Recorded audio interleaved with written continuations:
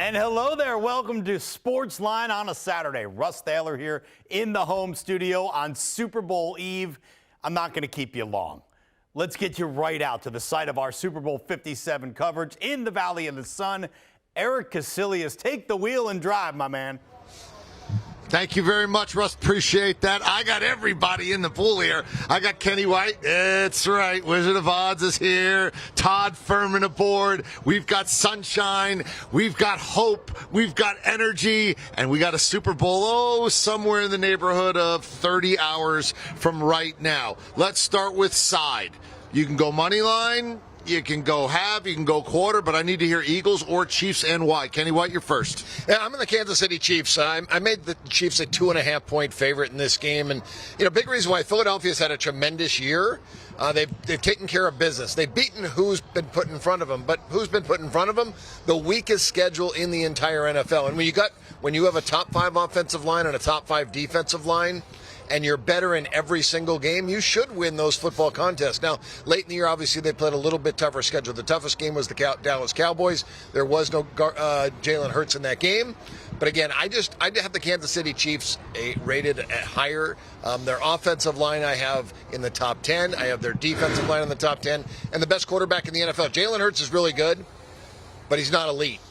Patrick Mahomes is an elite quarterback. He's a once-in-a-generation quarterback. And if you look back in Super Bowl history, the elite quarterbacks and the generational guys win Super Bowls. I think Patrick Mahomes wins a second. All right. Now, are you going to second that emotion, or are you going to go the other way? I am going to second that emotion. I'm on the Kansas City Chiefs as well, right there alongside Kenny, for a lot of the reasons he mentioned. When you look at this Kansas City Chiefs team, they can beat you a variety of ways, but it all comes back to number 15 under center. His ability to get the ball out of his hands quickly can negate some of the strength of that Philadelphia defensive front. We know the gaudy sack numbers. We know how effective and efficient they've been turning those pressures into sacks all season long. But to Kenny's point, when you're going up against inferior offensive lines and you're playing with multiple score leads in known passing situations, it's a lot easier for the likes of Hassan Reddick, Javon Hargrave, Josh Sweat and company to live in the opposing backfield. You dig into Patrick Mahomes' body of work this year and his intended air yards down substantially, as we thought they could be without a player like Tyreek Hill to really spread the field out. But what's that meant? He's been that much more efficient, and from an expected points added standpoint, one of the best quarterbacks in the league when he gets the ball out of his hands in less than 2.5 seconds. But that neglects to even discuss this Kansas City defense that's been trending up over the last 6 or 7 weeks. And the reality of it is they're just as equipped to pin their ears back and come after an inexperienced quarterback in Jalen Hurts. I know he's played on big stages in the past, but let's not ignore the fact that this is a guy who wasn't even able to finish a national championship game because the moment was a little bit too big for him then. If Philadelphia struggles to run the football at all, I'm not sure Hurts has the wherewithal yet. Philly may have the better roster, but they don't have Patrick Mahomes. Yeah, I'm going the other way. I love the Eagles in this game. I've seen Kansas City in Super Bowls when they've come in and been a little light in the seat, not great in the trenches compared to the team they're playing. And they were lucky to get out of Dodge against San Francisco. They were down 10 in the fourth quarter. I'm disagreeing, though, late in the trenches. Okay. And well, see, right. To me, yeah. I have the Eagles as the number 1 offensive line and really not close. Like, that's the best unit in the world. And when you look at what they are, that is a bully, Lane Johnson, other Kelsey-led group that is just physical. They set the all-time record for rushing touchdowns in a season because they said, here it comes. There ain't nothing you can do about it. Kenny, you're a baseball guy. I'm a baseball guy. That offensive line is throwing 101. And they're going, here comes the fastball. You can't hit it. And that's what they're going to do today. And on Sunday. And with the Chiefs and their defense, they're going to find out they went from one of the worst offensive lines in Cincinnati to now seeing the big bad bullies come out. And I think they're going to get whacked around a little bit. And I think the trenches of this game is won. I saw it happen with Tampa. Even though the Chiefs beat San Francisco, I saw it happen with San Francisco. And Patrick Mahomes is not the same guy when his team is getting cracked in the trenches, and they're going to get cracked in the trenches, which is why I like Philadelphia. The difference in our analysis is simply you think it's closer on offensive and defensive line than I do, and we're going to find out who's right on Sunday. You know what my biggest takeaway here is that you just told Kenny he couldn't hit the high heat. That's what I took away there. Nobody hits 101. He was right. fastball away on the belt high, I can hit that one. Once it got over, look, 101, I'm not hitting it. I'm not sure all I'm doing is hearing it. It sounds like a strike. But, I'm going to agree with you on Kansas City's offensive line the last two Super Bowls. They were below average. They were terrible against Tampa. They're not that bad, I agree. And I had Tampa because of that reason. Yep. That line was so bad, and they knew that's what they had to improve, and they did. This is a really good offensive line now. Yeah, okay, well, I guess we'll find out. And again, I think the Eagle offensive line is the best in football, and I'm betting the trenches in this one. All right, how about total, right? Look, the total's fair, right? I don't see anybody jumping up and down and screaming, this game's going to be in the 60s or this game's going to be in the 40s. Maybe there's a different way to play it. Maybe you do want to go after the total for the game. Todd Furman. I'm going to go over the total, EK. I know I don't have a ton of wiggle room from where I set the number on the game, but I think that comes with a little bit of noise when you look at Philadelphia's overall resume this season. The reality of it is the Eagles weren't pushed in a lot of games in the second half, so you're seeing some suppressed totals that are out there. It was a team that I religiously tried to bet over in the first half, would look for a better adjusted number at the break and then come back in under. Kansas City's going to make them work, and I don't see a scenario where Philadelphia is up 3 scores and they're looking to bleed clock throughout the third and fourth quarter. I know the trends are working against me when you look at the last 4 Super Bowls. The public typically gravitates towards betting these games over the total, and we've seen 4 straight games coming under. We've seen sluggish starts, but it's also a little bit of a different dynamic here with 2 teams that feel comfortable playing on their front foot. And if Philadelphia is the team that's chasing, Kansas City is going to feel right at home, continuing to throw the football. Their 4-minute offense revolves around Patrick Mahomes. It won't be Isaiah Pacheco and Jerick McKinnon carrying the ball for 2 yards in a cloud of dust. If this game stays in a tight window, or if you get a situation where it's the Eagles trying to chase the Chiefs with a lead, I think this game has the opportunity to go flying over the total. I made the game 51.5 though, so again, I don't have a ton of wiggle room here as the number sits on a key at 51. Yeah, I could see this game starting slow and opening up in the second half. And I don't want to have to touch that 51 either way. But I am going to go after the first half, and I'm going to go after the first half under, especially once it got to 24.5. Like, I raised my arm in triumph when it went to 24.5 from 24. Because, look, 25 and 26 are not key numbers, right? The difference between 24 and 24.5 might as well be the difference between 24 and 27, right? It's basically now 27 for all intents and purposes. So once I got to that 24.5, I'm leaping over tables to run to the window to bet that first half under. Once we're here at 24.5, you're either going to have to get 4 touchdowns or you're going to have to get 3 touchdowns and 2 field goals in the first half. Traditionally, these have been a little bit of a touch gloves early kind of fights. I do think that Philly will be a little bit of 4 yards in a cloud of dust, not 3-4, because I like that offensive line so much, which chews up the clock. And I think that with Kansas City, this is going to be a short pass game, not a deep pass game. There's no Tyreek Hill anymore. And when you look at Kelsey, there's a lot of 6-7 yard completions to Kelsey, right? There's a lot of that. There's a lot of, here we go, first down. So I think this lends to ticking the clock down based on the way both teams are going to want to play the first half. I am a little worried about score late at the end of the second quarter, right? You always got to worry about that, right? Philly scores with a minute and a half left, and Patrick Mahomes gets the ball back, comes flying down, he gets one in, and suddenly what looked great for the whole first half, you just gave up 10 points in the last 2 minutes, you get beat. That's my only concern, but short of that, I absolutely love the 24.5 first half. Kenny? Yeah, I didn't have much wiggle room either in this total. I made it 50.5. Todd's 51.5. We're right there. I'm going to make a case that I'll take 2.5 points off my total and make it 48 for Super Bowl. The jitters. It is a close game. The line dictates that it's going to be close. And EK bring up a couple of great points. Kansas City's offense has been a little bit more dink and dunk, and that's going to run time off the clock. And then Philadelphia, they are going to have success running the football. I don't think they run it down Kansas City's throat just all day long like a Navy or Army would run right through you. There's going to be stops. There's going to be 3-4 yard gains, and there's going to be first downs, and there's going to be clock running. So I'm leaning to the under in the game. I'll wait a little bit. I haven't bet anything. I think the one prop I like the best on the total is nobody scores in the first 5.5 minutes of the game. I see this right here. Under.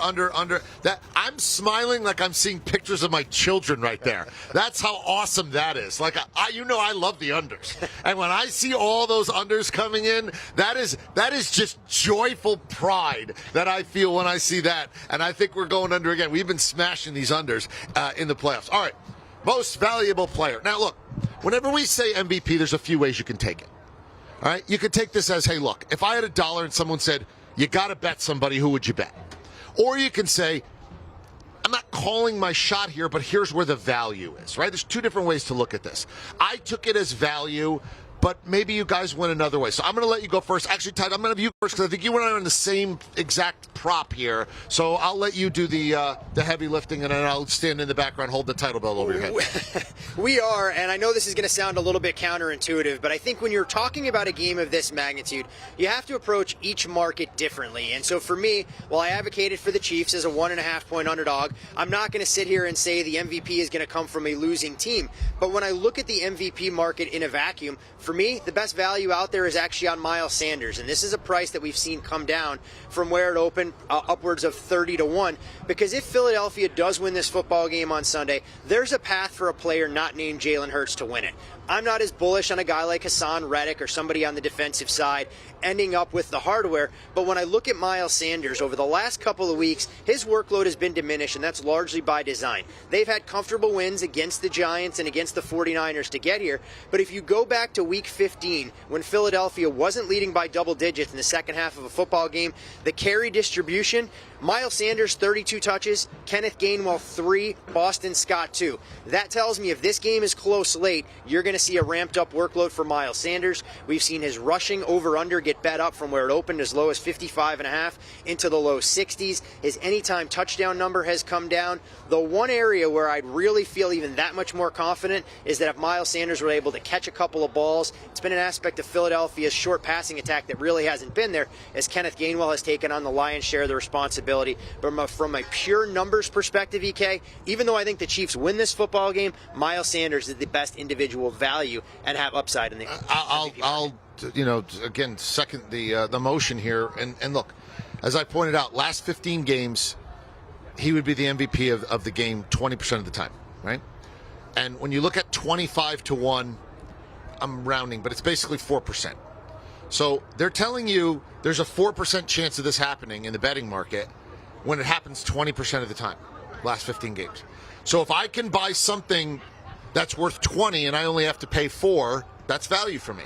I don't see better value on the board than Miles Sanders at 25-1. Now I know, look, no running back, Super Bowl MVP since Terrell Davis. It's basically none this millennium. But this is a different type of team. They set the all-time record for rushing touchdowns. And if he finds the end zone 2 or 3 times in a win, and Jalen Hurts either finds it 1 or none and doesn't throw it, they're going to have to give it to somebody, and they may look his way. And again, I am shocked it's 25-1. I thought it'd be like 10-1. 25-1 is just too good a value for me to pass up, so it's a value play for me. Is this your anchor man? 50% of the time it works 100% of the time? 60% of the time, the Panther works every time. Look, we both are on Miles Sanders for value. Is there another way to see this MVP market, Kenny? I kind of missed something you said there. MVP, you said Miles Sanders 4 times this year, or 4? 3 times. 3 of the last 15 games. If they were giving out MVPs for the game, he would have been the team MVP. Was that on a site somewhere, or is that something that No, I went game by game. I went game by game and literally looked at every box score and said, who would have been the MVP for the Eagles in this game? That's nice, because I was thinking that maybe I'm going to develop a website that picks an MVP of every game. That's right. Winner. 3 stars in the game. The NHL's been doing it for years. Have they? Yeah, 1, 2, 3 stars. I think we Kenny White and in all 3 of those games, Miles Sanders ran for over 130 yards and scored multiple touchdowns. So it would not be crazy for him to have $150 and 2 touchdowns. Right. He's done it multiple times this year. I could see it, but again, it's hard to win it as a running back. You got to get over 100 yards, a couple of touchdowns, and he's got a good chance. And Todd's right. Todd talked about he likes the Chiefs, but he likes Miles Sanders win that MVP because of the value. And we talked about a prop yesterday about will the team that scores first win the game? I said no at plus $1.45. If Philadelphia or if Kansas City wins the game, I'm hoping to maybe lose that bet at that point because I have more on the Chiefs. But I thought there was value in that. Now, my MVP of the game, I've got to just go with Patrick Mahomes at plus $1.30. The Chiefs right now, I think you can get plus $1.05 at the best. If they win the game, it's going to be Patrick Mahomes. And again, he is elite. He's an elite quarterback. The problem was the sprained ankle, you got to be worried about him against Cincinnati. But, man, I don't know how he got on the field in just 3 days to practice and then play that game and look close to 100%. And now 2 weeks later, I think he is 100%. And I think Patrick Mahomes is going to show out to everyone. He'll win 2 Super Bowls in 3 years. Yeah, look, if you like the Chiefs, maybe you just take Mahomes. I mean, I don't necessarily see a path for anybody else to be the MVP. I'm with you. We talked about this before. Can you see a scenario where the Chiefs win the game and it's not Patrick Mahomes winning MVP? No chance. Yeah, that's where I am. So at that point, I bet the MVP. On the Eagles side, I wouldn't take Jalen, go money line. Yep. But the other way, I think there's it's Mahomes or bust. All right, let's take a look and see exactly what our guys here want you to do when it comes to these particular plays. And there's not really a consensus play, right? I'm on an island. I like the Eagles money line here.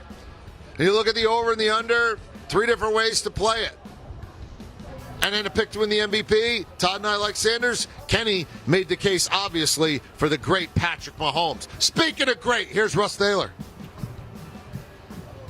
You are too kind, EK, and we're going to head right back out to you when we come back because we're not done with the bets for Super Bowl 57. Our guys are talking best bets and parlays and more when we come back on Sportsline. Russ Taylor back here at the Sportsline headquarters. We've got picks for the game, the total, and MVP for the Super Bowl from our guys out in Phoenix. That was in the last segment, but they're not done yet, and not by a long shot. So let's get you right back out there for more winning plays for Super Bowl 57. Eric Casilius anchors our coverage. All right, thank you very much, Russ. I appreciate that. That's right. Kenny White's here. Todd Furman's here. And look, we got props. We got best bets. We got all kinds of good stuff.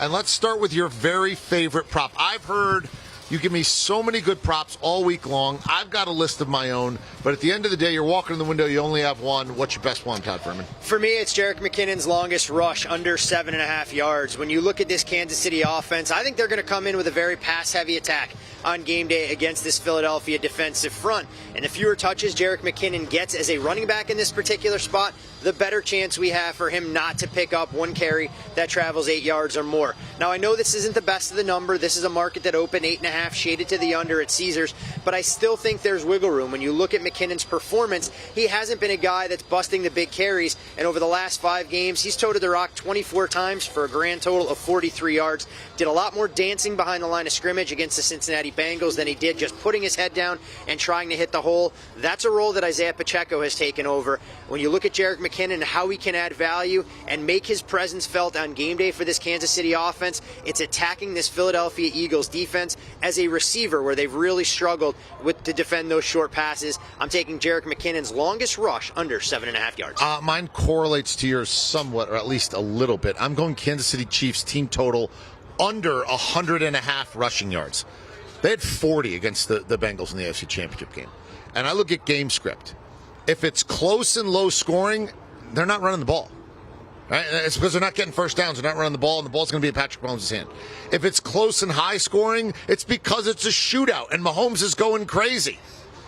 If the Eagles are running it down their throat and winning big, they're not going to have an opportunity to run for over 100 yards. There are very few game scripts to me where they're getting over 100.5 rushing yards in this game. I mean, obviously you have to worry about one big, long run, but I don't think that's going to happen. It's not their style.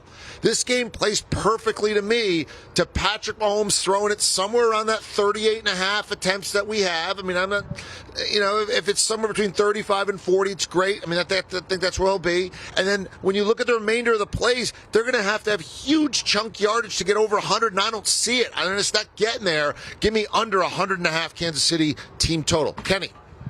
Yeah, I'm going to attack this just a little differently when the producer sent us out the information. My favorite prop bet, it's not my best prop bet because we're going to go over best bets on the board next, but this is a prop bet that I think is going to be a lot of fun and I'd be great, the entire game. I went with Patrick Mahomes rushing yards or rushing attempts versus Jack Eichel's shots on goals. Jack Eichel plays for the Vegas Golden Knights.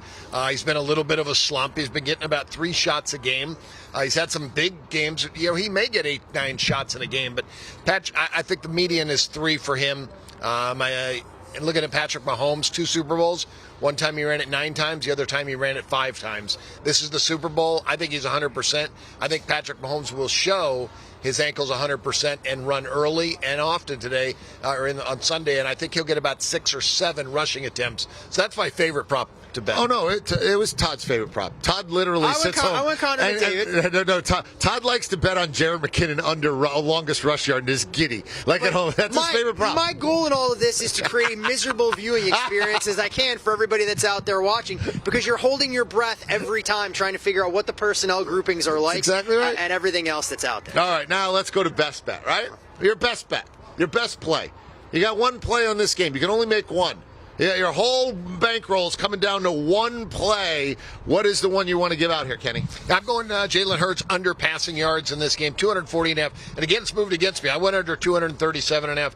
I made it 217. That was my number after calculating all the numbers. Jalen Hurts on the road against the 5 best defenses and at current form. And looking at the last 2 playoff games, the Eagles know Jalen Hurts is not 100%. He's having trouble with accuracy. He's having trouble throwing the deep pass. 4 out of 13 on passes that travel 20 yards or more. One of those was Devontae Smith's catch against the 49ers. That was not a completion, so he's really 3 for 13 on those deep passes. I think he'll struggle in this game, and the Philadelphia Eagles will try to establish the run, so I don't think there's any really way to get to this number unless the Chiefs get to a 2 or 3 touchdown lead in this game. I'm with you. I like that one. It's not my best one, but that's certainly going to be one on my sheet. Todd? For me, I'm going to another one that's going to make people cringe when they're watching the game, and it's rooting for Quez Watkins not to show up on the stat sheet other than in the targets column. I'm going to take him under 1.5 receptions. I know you have to lay a bit of a price here, so minus $1.60, $1.65, still very much in my wheelhouse in terms of trying to find that opportunity. But you look at this Kansas City defense during their recent run of play, from a yards per play standpoint and a yards per pass attempt, they've been up there in the top 5 in the league, and as a result, they're going to allow you to dink and dunk underneath, let you be methodical, but they don't want to give the big play up over the top. And Watkins is kind of that burner. And as we've seen Jalen Hurts' accuracy decline dealing with that shoulder injury, Watkins hasn't been nearly the same focal point for what Philadelphia wants to do as he was earlier in the year. Just 1 target over the last 2 playoff games. We've seen his snap share decline as much as anything else. And when you figure out the pecking order for how the Eagles look, it's Devontae Smith, it's A.J. Brown, it's Dallas Goedert, it's running backs by committee.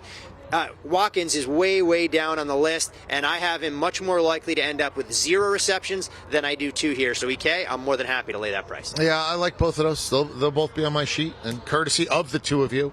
But I'm going to go first half under as my best play. I mean, at 24.5, look, you know I love a good first half under, and I love a good key number. And when both the key numbers and the first half under work in my favor, like, I can't resist. I mean, this is Twinkies and skim milk. I got everything here. This is a snack of all snacks for me. I'm thrilled at 24.5. It's not coming in at 25. It's not coming in at 26. So once you give me 24.5, it's like giving me 27. You're going to need 4 touchdowns to beat me in the first half. No. Or you're going to need 3 touchdowns and 2 field goals. No. I get any kind of stall in the red zone. I get any kind of slow. No. Plus, what's Kansas City going to do? You're going to see short pass. What does that do? Keep winding that clock. Keep moving. And by the way, what's Philly going to do? Run. 4 yards, 3 yards, 2nd and 2, 1st and 10, 2nd and 8, 3rd and 2, 1st and 10. You know what that does? Long, sustained drives. This is perfect for us. We love the first half under 24.5. All right, let's recap and see exactly what everybody wants you to do in terms of best bet and, favorite prop. Favorite can be taken a lot of ways. Todd's is to inflict the most misery and stress on you before he actually gives you a winning ticket. But to be fair, what you're saying is you're like the haunted house. You want to scare you, but then when you walk out, you're like, let's do that again. It was great. I mean, that's it. He's the Todd Haunted House Furman. And then I like Kansas City under. It's up to 102 rushing yards. Keep climbing, baby. Go to 110, I hope. But I like a good under, as you can see there. All right. It's a parlay in the USA. What do you want to do? Parlays have become, I mean, it's amazing. the frequency and the percentage of bets that are parlays. So we got to give one out. You can make it 2 legs, 3 legs. You can go 8 legs and make it the arachnid parlay. What do you want to do, Kenny? Yeah, I love these same game parlays and want to correlate as much as you can. Obviously, you get a little bit, sometimes a much lower payout, but that correlation is big. I like the Chiefs in the game. Let's start there. Plus the 1.5. You could take them on the money line if you wanted. Plus 105. Patrick Mahomes rushing yards over 19.5 rushing yards. Again, he's run 14 times in his 2 Super Bowls, 9 in one, 5 in the other. 5 carries will get him enough to get over 19.5. Kelsey over 78.5 rushing yards in 17 career playoff games. His median receiving yards 97. He's the guy. He's going to be the guy with the longest catches from Mahomes in this game. And then Kelsey, an anytime touchdown. He's scored a touchdown in 11 of 17 playoff games. I think he gets one here. Probably be a short one inside the 5-yard line. Yeah, you know, I love, Todd, that you pointed out, look, when you're playing a bunch of picks on a Super Bowl, they don't all have to be in the same game script, right? No, not at all. That's it. But on a parlay, I like when it is sort of the game script, because if I can get a simple game script and a couple of bets that come in, that's sort of the way at least I like to do it. So I like the Eagles to win the game, money line. If they win the game, Jalen Hurts will probably get his way into the end zone with a rushing touchdown. And if they win the game, it's going to be because they run it and run it and run it and run it and run it. So who's going to make a bunch of tackles? Your guy, Nick Bolton, who I think you're spot on with your props with him. So if I get the Eagles running it a lot and winning, there's my parlay. You could also throw your Chiefs rushing yards under 100 in there. That would correlate. Yeah. But so I got Eagles money line, Jalen Hurts to score, Nick Bolton over his 10.5 tackles and assists. All I need is that. I just have one simple game script. If that happens, I'll get it done. And that one is a plus 480 for the Eagles to win, Hurts to score, Nick Bolton to have his tackles. All right. Finish it up. I got 3 legs that I'll work on my own. They're all Kansas City Chief dominant. And when you look at the way I'm going to go, I'll start with the Chiefs to score more than 2.5 touchdowns in the game. A leg in and of itself that's minus $1.70. I'll add Kadarius Toney as an anytime touchdown scorer into that mix as well. Toney was targeted in the end zone against the Cincinnati Bengals before he left with that ankle injury. And when you look at the way he's being bet, his prop number has flown through the roof in terms of receiving yards that professional bettors expect him to accumulate in this particular spot. And as a result, I think it's a pass-heavy game script, so I'll look at Patrick Mahomes over 38.5 pass attempts. All 3 legs hopefully fit together nicely, and it allows us to cash at a tune a shade less than 8-1. There you go. Young Joker to find his way into the end zone. 2.5 touchdown passes. So no, 2.5 total touchdowns for the Chiefs. They just got to score for the Chiefs. Got you. Yeah, I mean, and I went 14-10. I was trying to figure out the price. How'd you get such a high price on a 3-teamer? Yeah, you got to mix it up a little bit. That's exactly it. So there we go. Well, missed any of that, let's show you exactly how it all lays out in terms of the parlays, right? We made it easy. Todd and I each have 3 legs. You see there, Kenny White gives you an extra one, but these are all very winnable based on game script. Enjoy and good luck. Let's send it back to Russ Taylor. Do you want a sports network that delivers everything that matters about the game? The highlights, the picks, the instant analysis, no yelling, no fake debates, no politics. Hit the subscribe button and never miss a moment.